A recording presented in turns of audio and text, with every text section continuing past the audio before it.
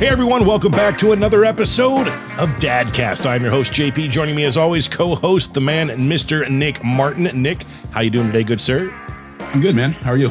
I'm good. It's hot in this studio. Again, as always, we got to get through this summer thing. I know. We need to get a bigger studio. You have your nice air conditioning.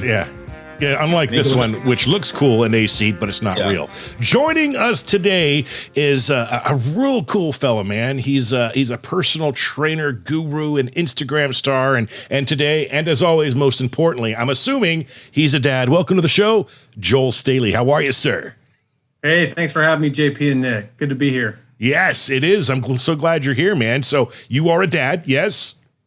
Yeah, we have a 2-year-old daughter that keeps us busy, and we just got word. Well, we haven't announced this to people yet. Is this an official announcement? Exclusive. Oh man, Twins on the way. Oh, congratulations! I got to drop this. That's awesome.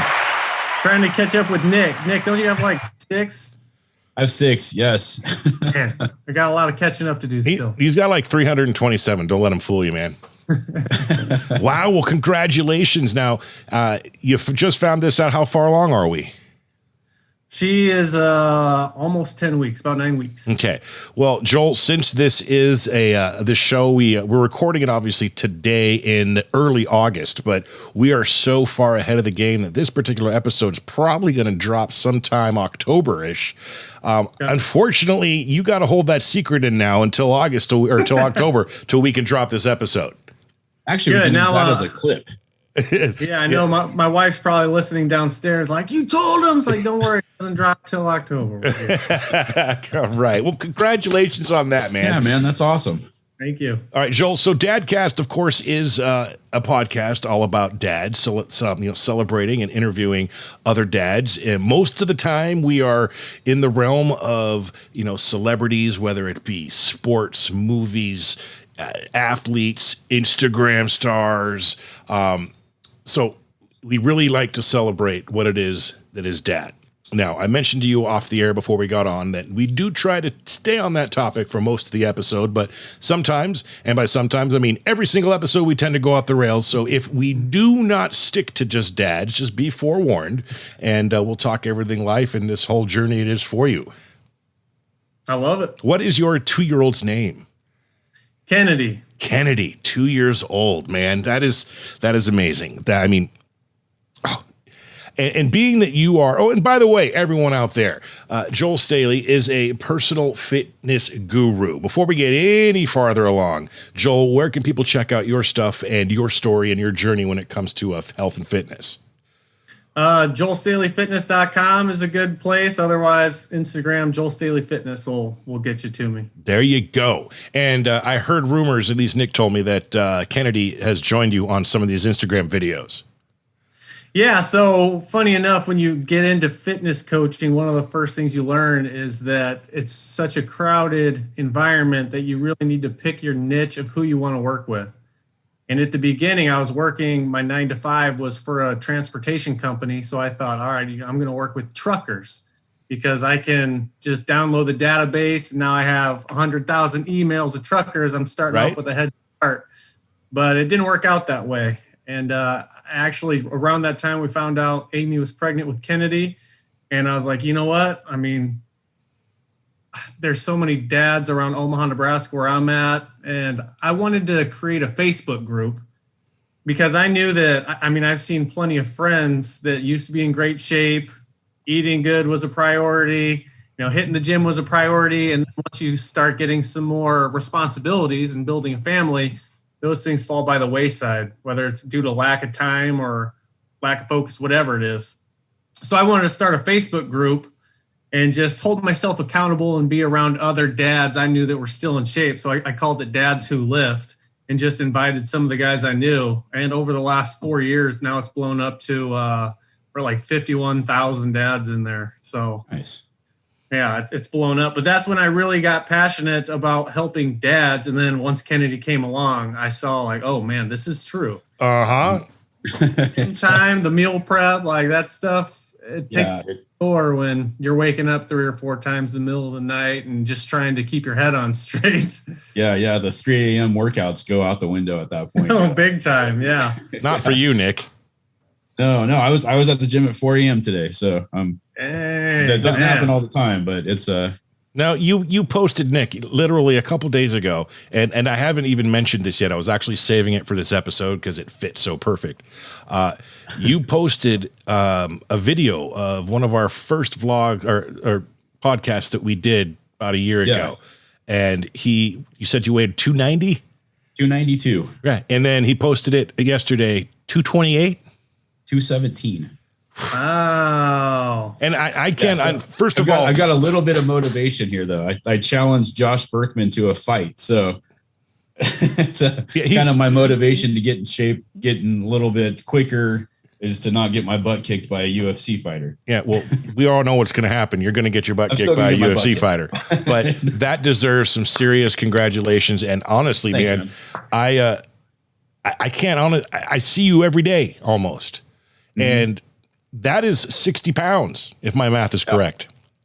Doesn't look like you lost that much, man. It really hasn't. You didn't seem like that big of a guy to begin with. You're always, thick and whatnot. But all right, good stuff. Well, I took my shirt off when I was 292. It was gross. I've got like a 4-pack going. I'm not going to show you yet, but it's getting there. So. Let me ask you something, Nick, because you said you got 292, and I've just noticed from taking thousands of calls at this point with guys wanting to lose some weight. Mm-hmm. 290s is where people are like, okay, I do not want to see that 3 hit the scale. It's time to get some help. At the 292, were you like, all right, it's time to get serious here? No, it was, but it was more of not so much the scale. It was more of, I was tired and I have a 1-year-old. So trying to chase a 1-year-old around and you're almost 300 pounds, it's like, oh my gosh, this is ridiculous. I would make it till about 3-4 o'clock in the afternoon. And I'm like, all right, it's nap time. I'm going to take a 2-hour nap with the baby. So at that point, I'm like, okay, I'm going to start buckling down, adding more cardio, adding some MMA. I got a mountain bike. So I do 3 days a week mountain biking now, added in some jujitsu. And and then the weight training. So I'm hitting the weights for about an hour and a half, 2 hours every day. I'm doing 7 days a week now, hitting the weights and running. Man, it was hard. Yeah. It was more of a just like, man, I'm so disappointed in myself. I can't believe I let myself get this bad. And my whole life, I've always been going to the gym. I boxed for a long time when I was younger. So it's like, what am I doing? And just decided, I don't want my wife to wake up one morning and be like, why did I marry a 500-pounder? So I'm like, I'm going to buckle down and knock it out and get it done. So now I feel great. Now I have lots of energy and chasing the baby around. It's on you in a blink, especially when you have a family and you're getting a podcast going and obligations. It's not like you see it steadily. It's almost like you look in the mirror one day and you're like, what the hell happened? It seems like overnight. Yeah. I just wish there was a way to not put in the work and lose weight. Unfortunately, that's not it. That's my problem. It's not that I'm lacking any motivation. Nick, for the record, has been trying, to get me, if I tear down this beautiful green screen, you'll see that there's the instruments behind me to do so. So I've made the effort to actively start being a little more active and whatnot. But it's not about finding the time. It's about implementing it and, pulling the trigger and doing it. Cause it's an excuse. There's 24 hours in a day, man. And anyone who says you do not have enough time, that's an excuse. So I guess I am chock full of excuses. I just haven't done it yet. I haven't gone that route and really implemented it. And I hope to. Well, another reason I'm passionate about working with dads is because we don't have a lot of spare time. And I noticed when I would go to the gym when we first had a baby that I was getting the side glare from my wife of like, okay, so you're going to work all right at night. So then you almost feel bad going. But the good news, JP, especially because you're talking about that, is it really is, I found 80 to 90% nutrition. Mm-hmm. So Nick's getting after it. He's working out 7 days a week, cycling, doing jujitsu. I mean, he's burning the candle at both ends. But I mean, honestly, I work with guys that they don't have time to get to the gym. And as long as their nutrition's dialed in, they can still lose 30, 35, 40 pounds in 90 days. And more importantly, gain the habits to keep it off. Right. So, yeah, that was definitely the big thing for me, was switching up the diet too. Like, yeah. So what do you do now, Nick? What's your diet look like, if you don't mind me prying? It's dirty keto. So I cut out as much carbs as I possibly can. I still need a little bit just for all the extra, the cycling and the jiu-jitsu, just to have the energy. But for the most part, if I have a hamburger, no bun. It's meat, lettuce, tomato. I eat a lot of meat, a lot of proteins, a lot of veggies. I cut out all soda, all alcohol. So I drink a lot of water. I'll have the occasional energy drink, but not very often.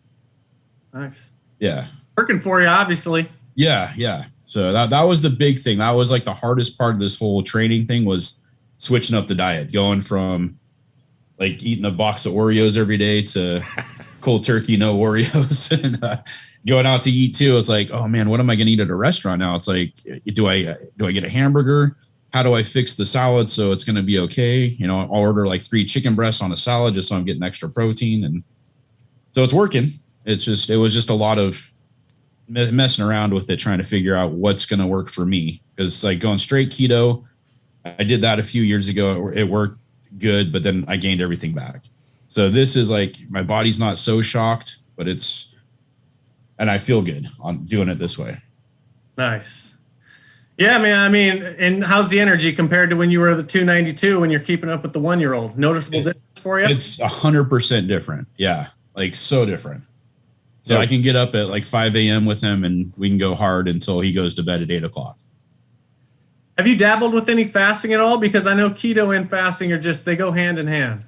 I do. So once a week, I'll do like a 5 or 6 hour fasting, and then I'll have like just a straight protein meal. That's it. I won't do any vegetables, no carbs, just protein and water. But other than that, I don't do it a whole lot. Nice. So I try to eat like every 2 hours, but like once a week though, I'll do like a 5 or 6 hour fast and then go for a bunch of protein and water, and then just kind of switch it up a little bit. I tried to do a cheat day, and I just, my insides can't handle it. It's like, yeah. I was watching The Rock and I'm like, okay, you know, that dude's going to town on some cheesecake and some pancakes and stuff and some pizzas. And I'm like, yeah, I could do that. No. Nope. Yeah. Man, he has a stack of pancakes like over. Yeah. Yeah. No, I had like a couple bites and I was so sick. I'm like, nope, this is not working for me. Yeah. So a lot of fasting only because, well, there's a ton of health benefits. I won't get into all that, but going back to just the busyness of a dad's schedule, say it's your typical dad working a 9 to 5, comes home and he's playing the dad role till bedtime. Then he might have like an hour or two to catch up on ESPN and then go to bed. Fasting is like, it's the one diet where you don't need to spend hours meal prepping or constantly be preparing. It's like, okay, I'm going to start a fast, bang, I'm doing it. As long as you have a plan.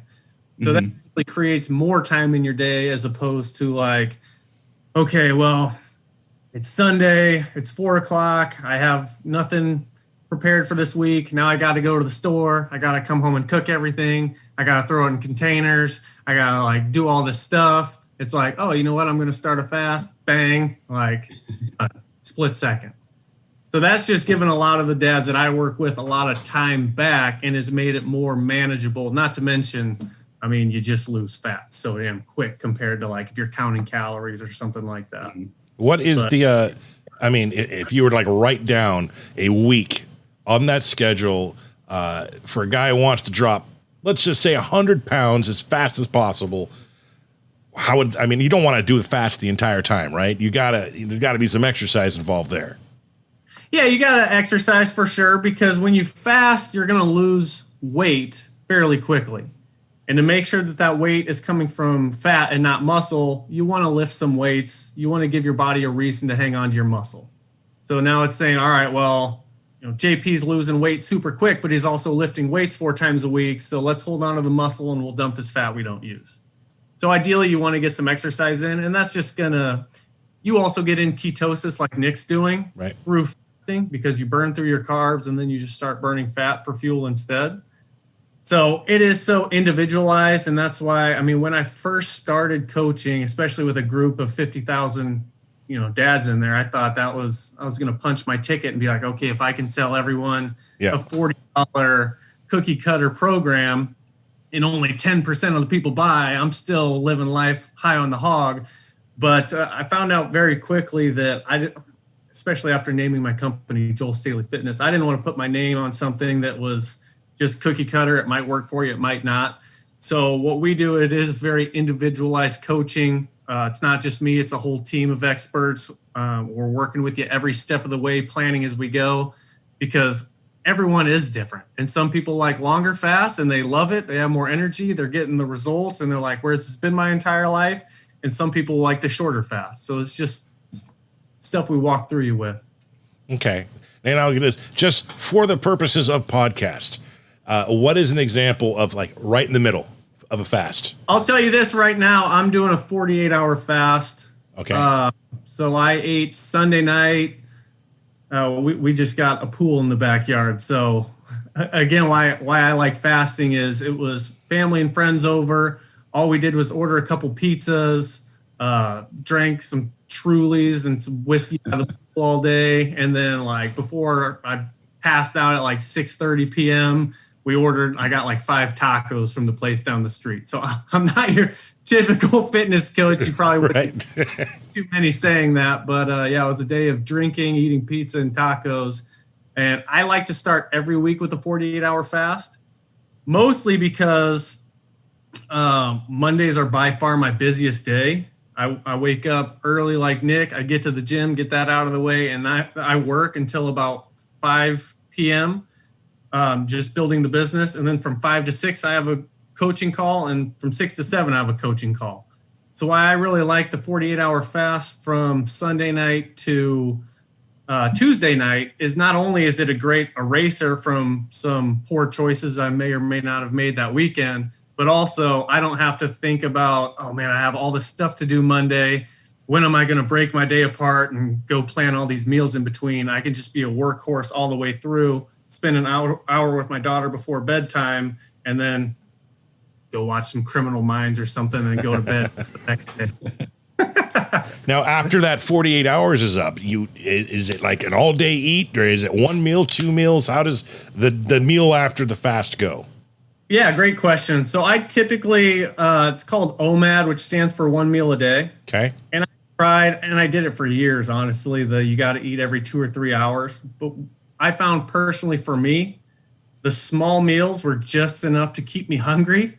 And, you'd eat it, and then an hour later, you're like, oh, man, I have another hour till I get to eat again. And again, if you run a business, then eating every 2 hours and planning your day around that isn't very predictable. Whereas if I do my 48-hour fast from Sunday to Tuesday, and I work the majority of that time, and then I get to have a big meal, whatever I want, with the family Tuesday, Wednesday, Thursday, Friday after work. And then, like I said, Saturday, Sunday is just whatever, because I know I'm hopping back into that 48 come Sunday night. Gotcha. Then that works really well for me. So 48, dinner every night with the family, just making sure I get a decent amount of protein with those. And then Saturday, Sunday is like, that's weekend time. That's time to enjoy yourself. And in between is, I'm assuming, just mostly water? Water. I'm a big black coffee drinker. I might throw in an energy drink if the water and black coffee is just getting monotonous. But yeah, it's usually coffee till about 2. Then I switch to water till dinner time. All right. Yeah. Okay. What about supplements? Easy. I can do this. I can do that. No, the only supplements I take are pre-workout, and most of those are 0 calorie anyway, so you don't even have to worry about that. Sometimes I'll take creatine. Sometimes I won't. Doesn't really matter. That's like $10. So if I remember, I'll take it. And then, like I said, I'll throw in like a protein shake, especially if, say, my wife makes spaghetti for dinner. And I'm like, okay, well, I need a little bit more protein than that. I'll throw in a protein shake on top of that. Like you, Nick, it sounds like I'm a pretty big carnivore. So even if we do have spaghetti, it's 50% meat, 50% meat. So I'm usually good there. But besides pre-workout and protein and sometimes creatine, no, that's it. Okay. Have you found yourself having to completely restructure your whole schedule of fitness because of you had a child 2 years ago? Man, it was funny. I not only just fitness, but I used to just coach people as far as fitness goes. It was like my side hustle I told you I worked at in transportation. So I had a 9 to 5, and then I'd come home and I'd write meal plans and workout programs, and I'd do it before work too, and I'd work out over my lunch break. But it was actually Kennedy's first day at daycare, where dropped her off at daycare. I was running late for work because I was stuck in traffic. I was thinking, okay, I need to get an oil change. The radio in my truck stopped working. The lawn needed mowed.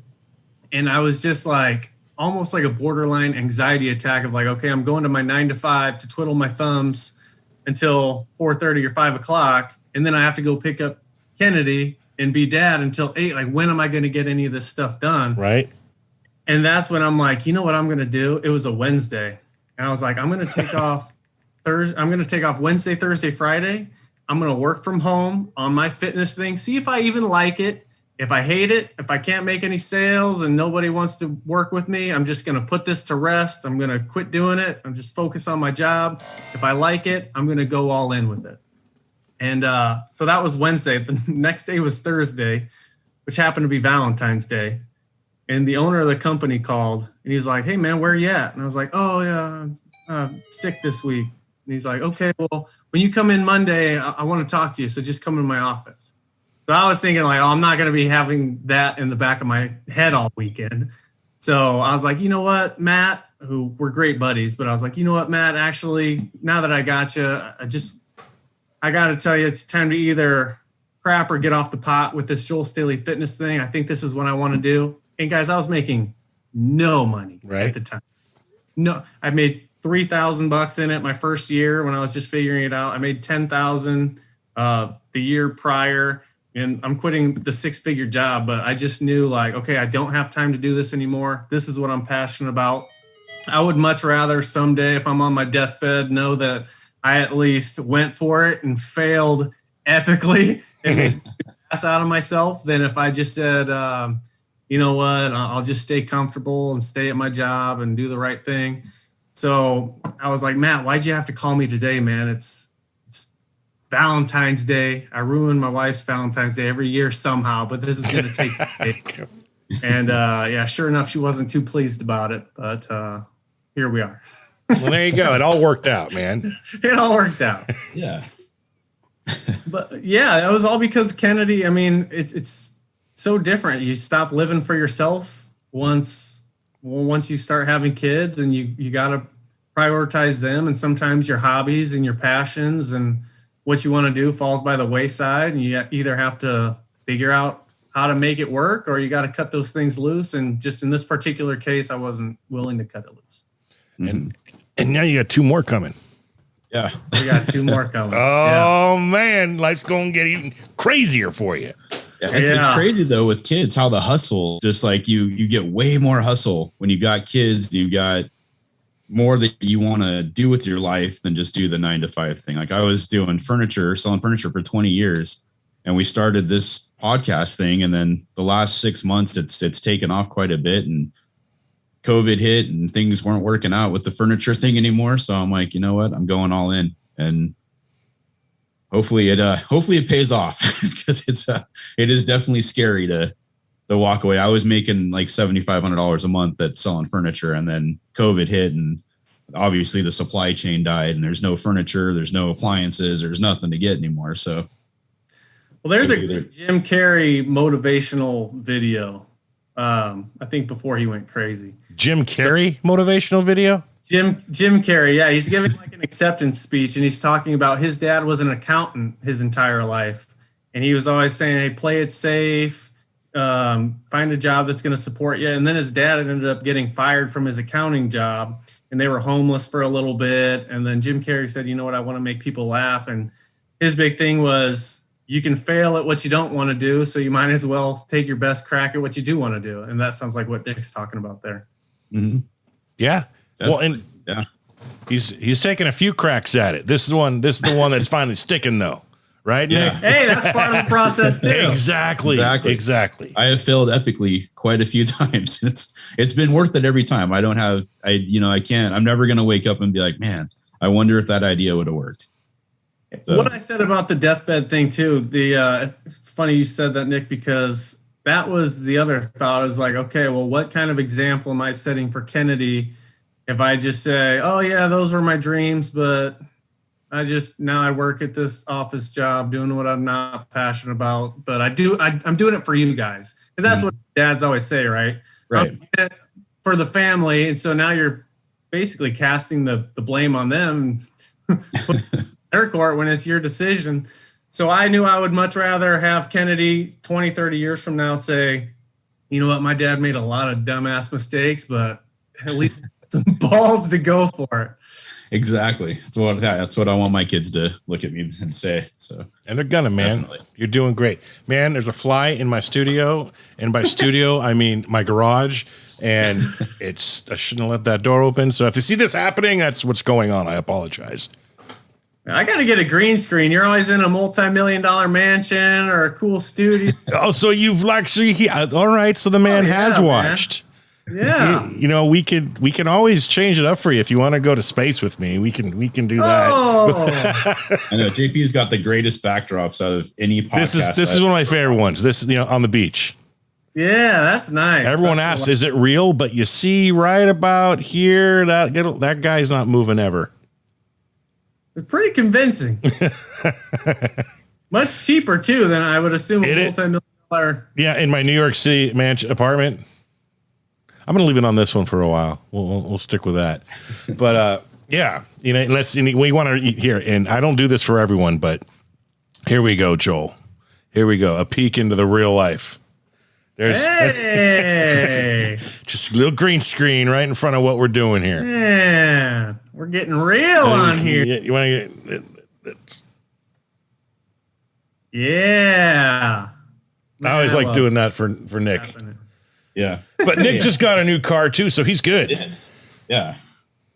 Oh. Well, we're going to need one too with the twins. We got to change basically everything. We just got this house about a year ago and we're about a room short now. So just got to change. House might need to change. Yeah. I've been thinking the same thing for the past 7 years. Now I have 3 children, a 16-year-old, she's my stepdaughter, and my almost 11-year-old son. He will be 11 in 3 days on Friday. And my baby girl 8. 16-year-old splits time with us and her dad. They got a great relationship, which is in a perfect world. That's what you want. We have the perfect world. He's got a good dad. She's got her mom and myself over here, so she's got basically 2 dads. But she's spending more time over there lately, and it's okay. She's almost 17 now. She's nearing adulthood. But that room is just kind of sitting there all the time. And brother and sister are sharing a room. What? I'm thinking podcast studio, buddy. Air conditioning. She just got moved to the garage and she doesn't even. Oh, man. Spring and winter, fall and winter are coming, dude. It'll be all right. Once that fall and winter hitting here, then I'll be in the hoodie with the heater on, and it's way better. Or we could actually, utilize the studio that we have. Exactly. But they're sharing a room, and it was fine. But for the last year or so, my son is starting to get to that point where he's like, Dad, I kind of want my own space. And and anytime baby girl goes into her room, he freaks out because it's his room. And it's like, no, it's both your room. I know you spend most of the time in here, but so anyway, long story. All the Victoria's Secret catalogs are going missing. We're not there yet. I think we're on the precipice of this. 11 years old. Okay, the man's turning 11 on Friday. I'm starting to see a little bit of darkening of the peach fuzz up here. It's. Oh, we're close, man. We're real close to that whole adventure. Gosh. Oh, man. But hold off as long as possible. We need more space. We need more house. And yes, twins. Do we know gender yet, or is it too early? No, that's what I was going to say. So, we're blessed either way, but God willing, give us a boy in the group here. Okay, there you go. See, I got lucky. Really, like I said, really testing me. 2 shots. Firstborn was the son. Second was the girl. We're good. You know, I won the lottery right off the gate. Two to go. Yeah. And it's been an amazing trip. It's so, wouldn't change it for the world. But twins. It really is. It's crazy, but I've always been someone that everyone's always talking about finding their why or, you know, their purpose. And of course, I want to helping people hit their fat loss goals and changing lives that way. There's very few things better than that to me. But at the end of the day, having a daughter, especially, I mean, that's all I have right now. But she just melts my heart. That as soon as she came, I was like, oh, this is what I'm doing it all for. And now it's so crystal clear that it almost makes sense why I didn't have one before she came along. But it's so unreal. And we were, you know, me and my wife, Amy, were always the people that we had a dog and we thought that we loved our dog as much as people love their kid. No. Like, get out of here. You Tim. thought you did. And that's the funny thing about pet parents. Oh, right. that don't but have now we kids. hear other people talking about it and we're like, you don't even get it. Yeah. Like, But try having that argument with them until they, you know what I mean? It's like, you just, all right, you know what? I'm going to leave it alone. Yeah. We're going to agree to disagree, and you will one day maybe understand. Because don't get me wrong, I love my wiener dogs to death. There are 2 of them hanging out right in there, but I don't know. I'm probably not going to jump in front of a bullet for my wiener dog, but my kid, yeah. Right. Yeah. If they bite one of your kids, they're getting thrown out of a window. Right. Exactly. Flying wieners in Southern Oregon. Beware. Can't wait for that headline. Yeah, it's unreal. There's no experience like being a dad. It's nuts. And especially the dad of a daughter. And son, I know you're going to watch this episode again when it drops, and you're going to come to me again and say, Dad, do you like Avery more than me? No, it's a different kind of love that I cannot even fully explain to you until you become a father yourself, and one day you'll understand. But yeah, being a father to a son, which, you know, God willing, cross some fingers for you, man. All absolutely amazing, completely different, just feel and completely different. You know, it's you push them harder. It's the whole I want you're the last of the bloodline, the whole thing. But then the daughter, you're like, I'm gonna protect you. I'm gonna show you how a man should treat you. Like you're my princess. And then the boy, you're like, all right, I need to toughen you up. Yeah, go kick ass, boy. It's like, out in the world. It's crazy. Exactly. But I'm glad I got both, so I can navigate much easier because I've experienced both, and it's just great. It's amazing. And little girls getting too big too quick. Enjoy these. And it's the cliche. You've heard it before. She's only 2 years old, but man, she's going to be 8 years old like that. And it's going to be like crazy. We had one of the time hop videos pictures hit my Facebook just yesterday of us at the zoo, and I was like, that was 2 months ago. Wasn't that this summer? And no, it was a year ago. She had a binky in her mouth, and I was like, you got to be kidding me. Yeah, my time hop. It's crazy. My time hop yesterday, Nick, was literally not even in the house I'm at now. It's in the first apartment we had before we moved into the house. Avery was probably 3 or 4 months old. And I walk in the house, mom's working, and she's in her rocker, she's asleep. And then I pan over to the couch, and my son's asleep, and he's probably 4 or 5 at the time. And not even 3 or 4. And then I pan to the TV to Call of Duty because it was double XP weekend, and I was getting my video game on, and the kids finally fell asleep early. And I looked at it and just, man, how I've changed, because I don't play very much video games anymore. I'm too busy for that. And better things to do. But I like them, don't get me wrong, but just 6 years. Just a matter of 6 years how things have changed. That's crazy. And even though I don't play video games and sit on the couch as much, I'm still a fat ass. I don't get it. I gotta do some fasting. Because I think, all right, so 10 years ago, I was just about to get out of the Navy. I was on submarines in the Navy. Cool. I was drinking like 4 Locos and like partying every night, smoking cigarettes, typical young 20s veteran hanging out with his buddies. And then 10 years later, now we have almost 3 kids, running a business, still figuring everything out. So just looking at that 10-year time hop, sometimes it trips me out like, okay, well, I mean, if things keep this way, what's the next 10 years going to look like? And it's like almost hurts my head to think about. Well, just your kids are older, man, and more progress, more moving forward. You know, if 10 years from now you are just in myself excluded, this isn't advice for you. This is literally advice for me and anyone watching this or listening to this. If you are ahead 10 years than you were 10 years ago, in even one step, it may not be the progress you wanted, but it's better than going backwards, right? That's right. Yeah, definitely. And I should apply that. You know, it's easy for me to say. Easy to say. Is it easy to do? Absolutely not, man. And that's why I applaud you for what you do and helping dads out there. You know, like I said, we got to talk. We got to figure something out, man. Because, you know, if I just had it laid out in front of me, you know what I need is I wish I had enough money to hire Joel to live at my house with his family to get me up, boot camp my ass, tell me what to do every single day, beat me up out of bed, eat this, do it now, work out, do this, let's go to bed for like 1 year, get me on track. I'm in. That's what I need. That'd be fun for about 2 days. Right? You'd be kicking me out. So I know that won't work, but it's kind of what I need. Not you know, I think tone down. I think what you need is you just give it 2 weeks. Just stay focused. Once you've got it and you're going for 2 weeks, it's going to become ingrained in you. Right. And like if you're like everybody I've ever trained with, you're going to like regret not getting up and going after 2 weeks. That's how everybody I've ever trained with it's gone. It's like I've worked with a lot of people that are like, oh, I don't want to do this. I don't have the motivation. And then once they get that motivation, holy crap, dude. It's like, yeah, it's a game changer. It's unreal. Like I feel found like in my years of doing this, there's really 3 things that make the big difference. And those are nutrition, accountability and support while you're getting that momentum, like you were talking about, Nick. And then the big one is sustainability and knowledge.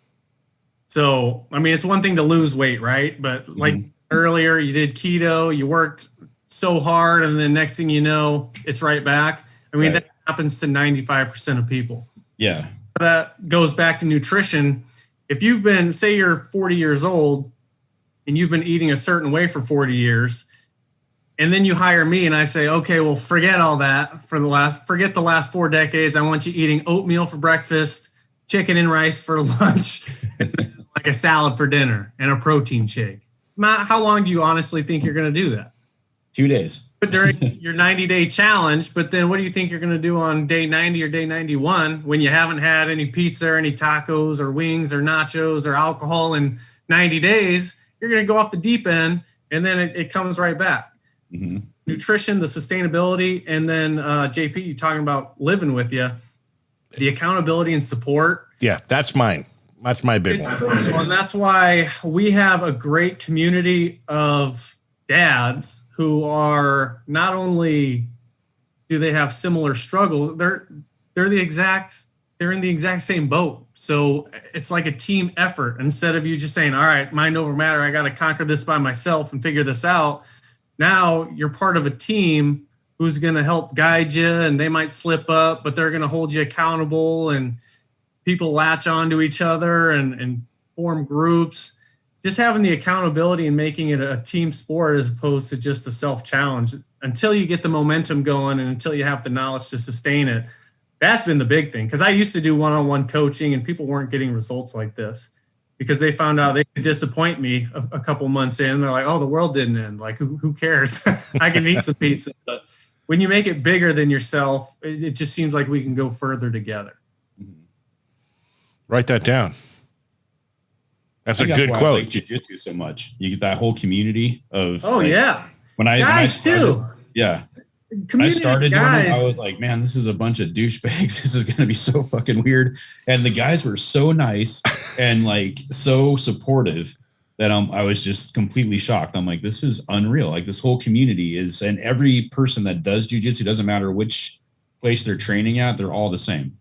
Like I haven't met one guy that's just a total jerk yet. So it's, and just man, that's it. Especially as a dad, you have a wife, and then you have a bunch of kids running around. Yeah. Where do you get to talk about like stuff you would talk to with your guy friends or in groups of other men? You need an outlet like that. Otherwise, I mean, I'll just say you tend to get a little soft when you're just out with your wife and your kids all the time. You don't have a group of guys that you still get to talk to and relate to. Right. I mean, that alone, whether it doesn't have to be my program, but networking groups, listening to this podcast is huge. Just anything you can do to be around other men are in a similar boat that have kids and obligations and responsibilities and ambition like you guys for starting this. I mean, that right there is massive, in my opinion. How tall are you, Joel? 6 foot. 6 foot. And how much you weigh? 188. 6 foot, 188. See, I'm 5'10", 5'10 and a half ish. Definitely not shorter than that, Nick. 185 is my ideal, I think. And I'm like 265 right now, maybe a little bit more. And I've been this weight for a while. It doesn't go up. It does go down. You know, I've applied myself a few times and got down to like 230, 240. No problem. Like easy peasy. I just put my mind to it. I did it. The fact was I didn't sustain it. I got there and was like, and I can't put my finger on what happened. It wasn't like I'm just going to stop doing what I do. It was this one thing that day, and then 2 days later, it was this other thing that I wasn't supposed to do that I did. And then all of a sudden, a month later, I'm like, I have stopped everything that I was doing, and now I've gained 15 more pounds back. I've done that so many times.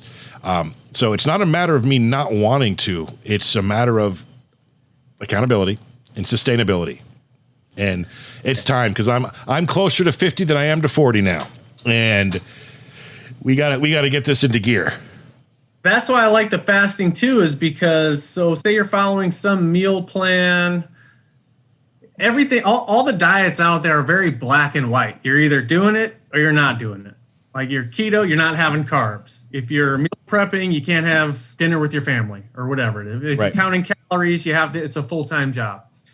Fasting is literally, it's just like a knob instead of a switch. All of those are switches, on and off. Fasting is like, if you can picture it 0 to 10, 10 is very aggressive. So like say, okay, yeah, I'm 260. I want to get down to 185. I want to do it quick. I'm going to get aggressive. But then it's not like you have to keep doing it, because that's aggressive fat loss mode. You can now dial that down to a 2 or a 3, skip breakfast a couple times a week, or throw in a 48 once a week like I do when it matches your schedule, or even once or twice a month. And then maintenance is so much easier than having to be perfect to whatever diet you're sticking to. So that's why at least I've found that this method is sustainable, because you sharpen your teeth in the initial few months when you're taking the aggressive approach. And then when you dial it back, you're like, oh, wow, this It's a walk in the park. Yeah.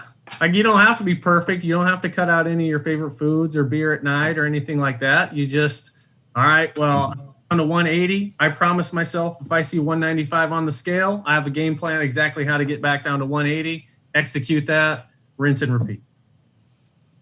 All right. I love it.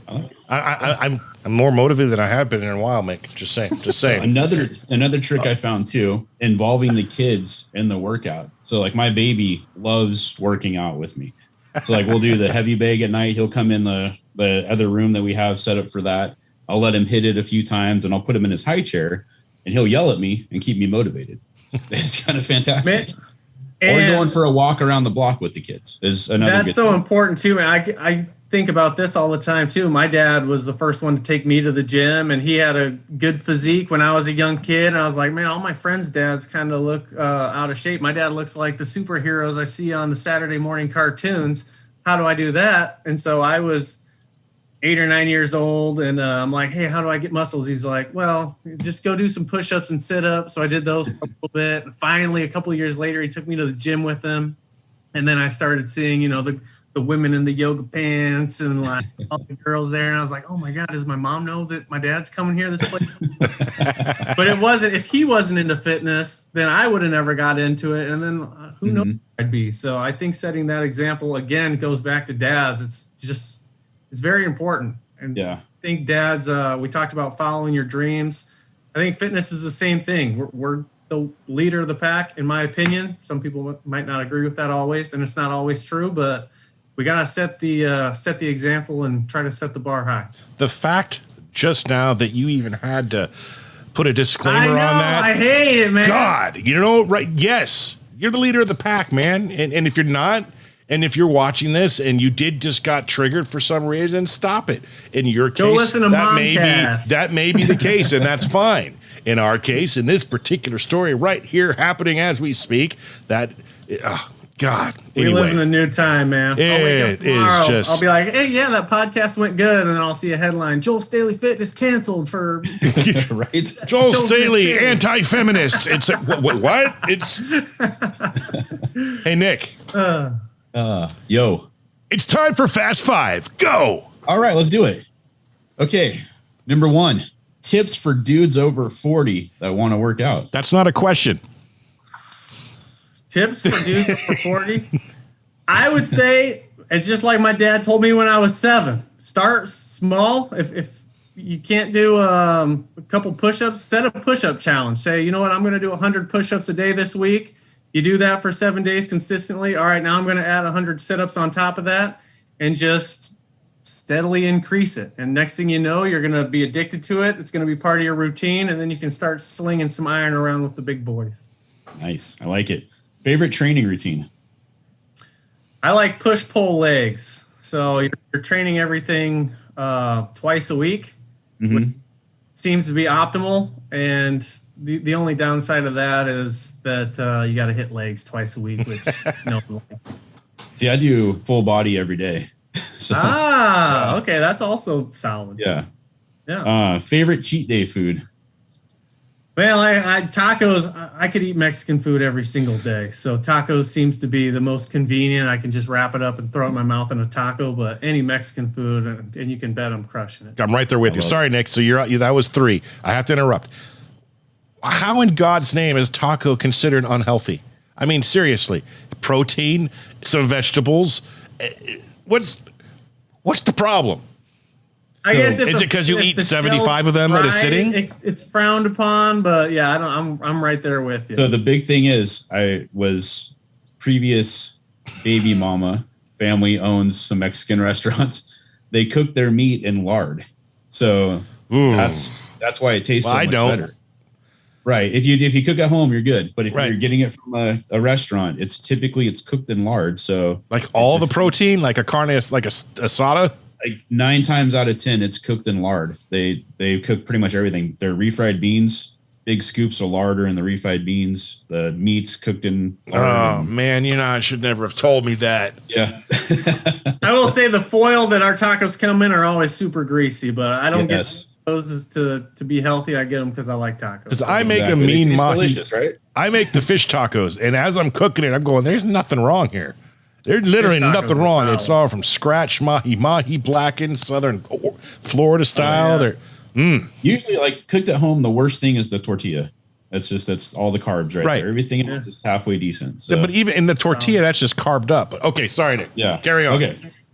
Number 4, what makes you feel inspired? I think we've already kind of talked about that, but that's my 4th question. So, feel inspired. I mean, seeing my clients get results, that's the best, because by the time guys are so stubborn, man. Like women are, I think 80% of the consumers, they want help right away. They might try 1 or 2 things and then they're like, you know what, I need help. But guys, man, we got to look under every stone and search behind every crevice before we finally get to a bad enough place where like, all right, maybe I do need a coach. Maybe I do need help. So by the time someone comes to me, they've already tried a plethora of other things. Hell, they've probably been trying for 30 years. So when I can finally 90 days later get them on the testimonial or just talk to them and they're like, man, like, you don't understand. I've been trying to do this forever. I finally feel like I got a hold of this thing. I feel like a new man. Like you were saying at the beginning of the podcast, Nick, I have energy to spend with my kids. Life's good. That's what inspires me. Cool. Okay, this is my favorite question. If you could have a billboard with anything on it, what would it be and why? Billboard with anything on it? Man, that is a solid question. I mean, selfishly, I would have to make it JoelStaleyFitness.com, book a call now, but... The close-up of your abs? Huh? The close-up of your abs? Yeah. Billboard of anything. Probably probably a motivational quote that said, I've been